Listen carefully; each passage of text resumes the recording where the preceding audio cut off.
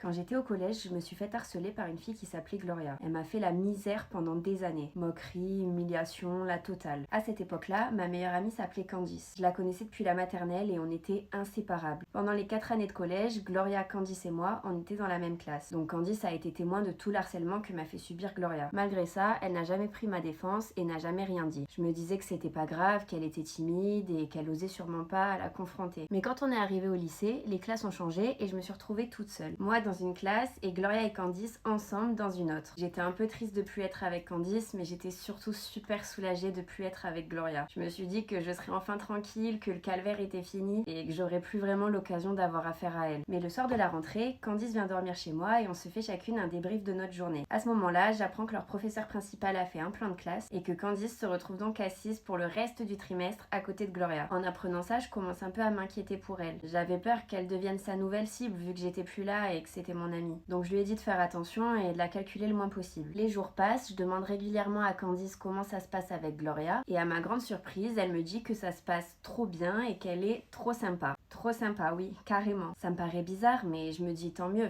vaut mieux que ça se passe bien que mal. Je savais de quoi Gloria était capable et valait mieux l'avoir dans sa poche. Mais un matin, j'arrive au lycée et j'aperçois Gloria et Candice ensemble en train de rigoler. Je le rappelle, ma meilleure amie et mon harceleuse. Pas ouf, non? À ce moment-là, j'ai senti que le vent était en train de tourner, mais je m'imaginais pas encore à quel point.